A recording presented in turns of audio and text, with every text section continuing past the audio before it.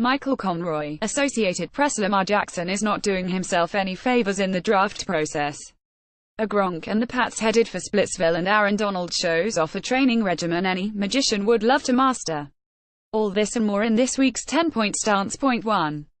Dear Lamar Jackson, the first thing you need to know is that you are extremely well liked by almost everyone I talk to in the NFL. They say you're a bright, grounded, decent and a leader. They believe you will be an excellent quarterback.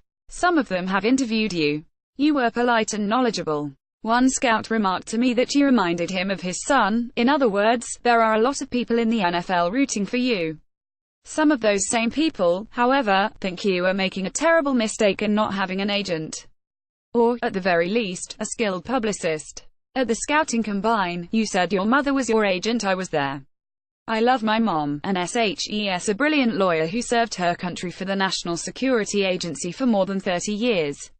But I wouldn't want her to be my agent. Sorry, Mom. As great as moms are, no non-agent or non-publicist mother or father is equipped to navigate the shark-infested waters of the NFL. The pre-draft process is when an agent or publicist would serve you best, Lamar, and right now you're seeing the pitfalls of not having one.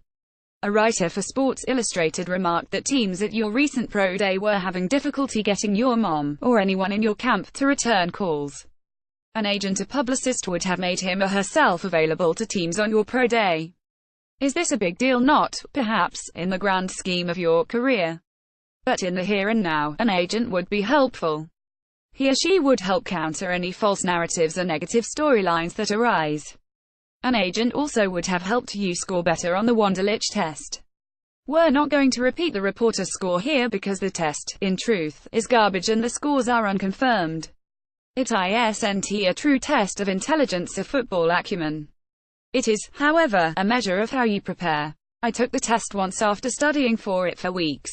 I scored in the 30s, and I'm an idiot. The Wonderlic has little value when it comes to football, but it can be used as a weapon, and my guess is no one made that point clear to you. A poor test result would be used by teams, media and fans already predisposed to not like you as a reason to say you are not smart. An agent likely would have helped you avoid a poor score. Tremaine Edmonds is NFL draft no-brainer grading the Rams deal with Sue Me, the undisputed top CB in the NFL draft, grading Jordy Nelson's deal with the Raiders, grading the Kirk Cousins contract, grading the Allen Robinson contract. Geese is the superstar prospect to remember. Sims. Lamar Jackson is number 1 QB in 2018 draft. Biggest winners and losers from NFL combine. Where will Jimmy Graham land? Sims. Barkley is on a different planet. Where would the Dolphins trade Jarvis Landry?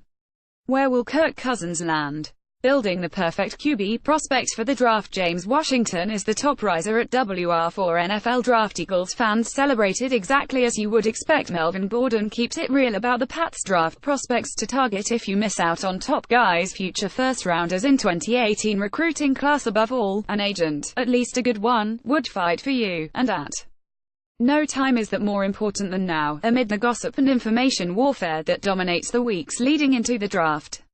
I hear from the agents of other draft prospects, and, let me tell you, they work like bots, relentlessly promoting their clients off and off the record.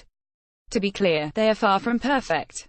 But they remind me of a scene from Alien vs.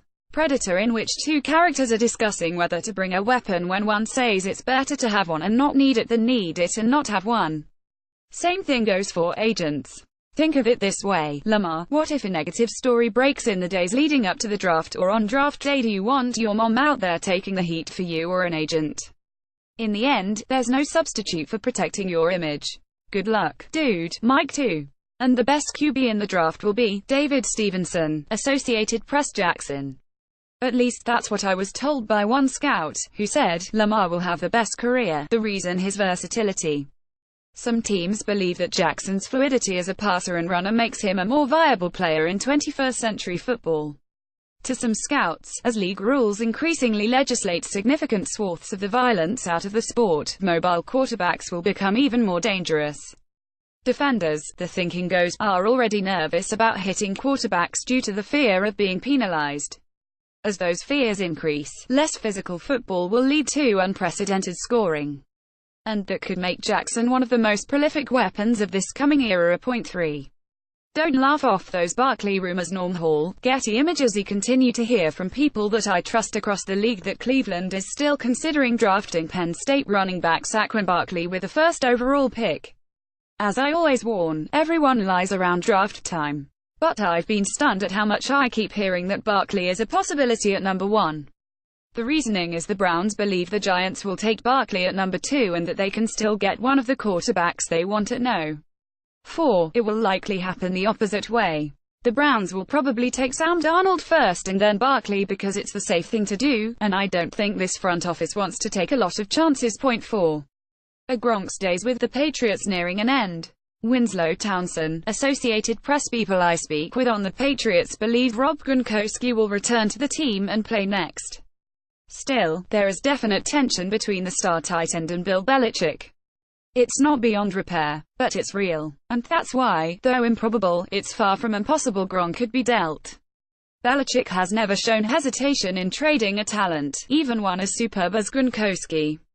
The list of players sent packing, as noted by ProFootballTalk.com, is long and includes Randy Moss, Chandler Jones, Jamie Collins, Richard Seymour, Logan Mankins, Mike Vrabel, Deion Branch, Drew Bledsoe, Matt Castle, Jimmy Garoppolo and Jacoby Brissett. Could Gronkowski be next? Keep an eye on this. 1.5. Would the Ravens take the plunge? Tony Avella, Associated Press. Colin Kaepernick remains the best quarterback option available. He's probably still one of the top 10 to 15 quarterbacks in football. Would that be enough to convince our team in need of QB depth to sign him? The short answer is no. But in a recent article, ESPN.com's Jamison Hensley argues why it makes sense.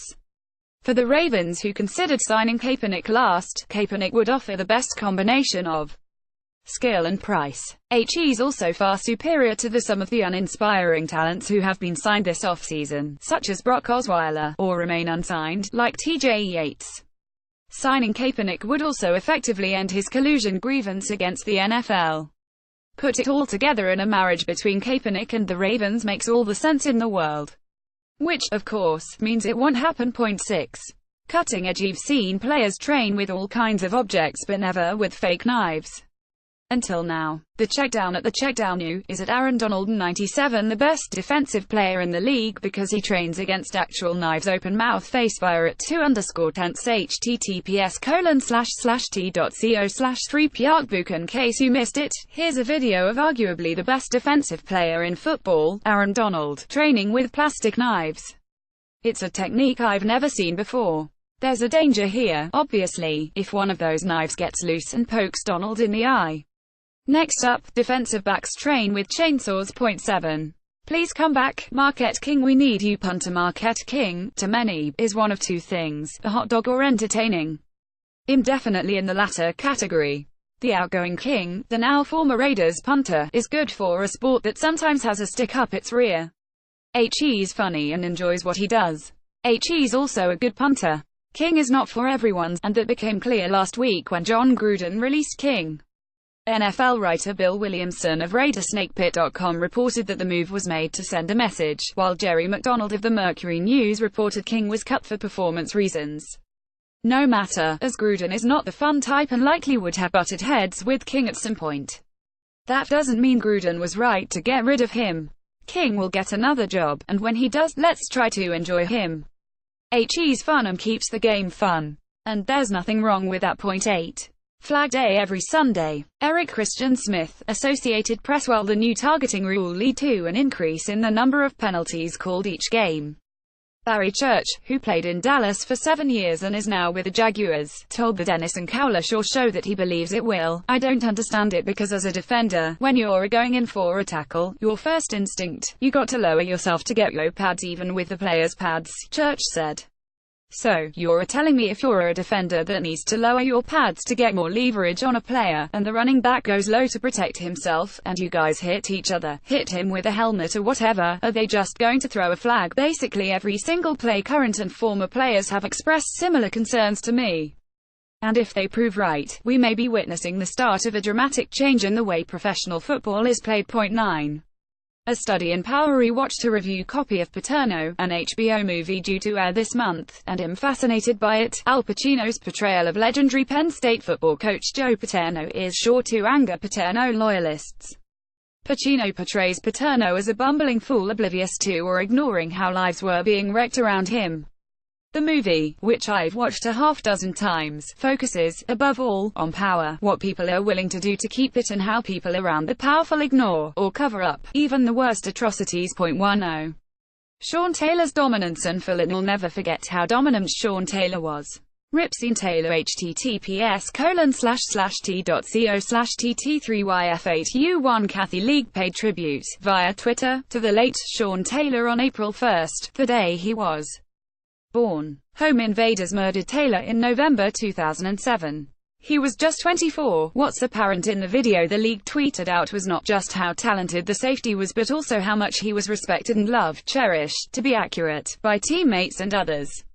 Nice job, NFL. Mike Freeman covers the NFL for Bleacher Report. Follow him on Twitter, @MikeFreemanFull.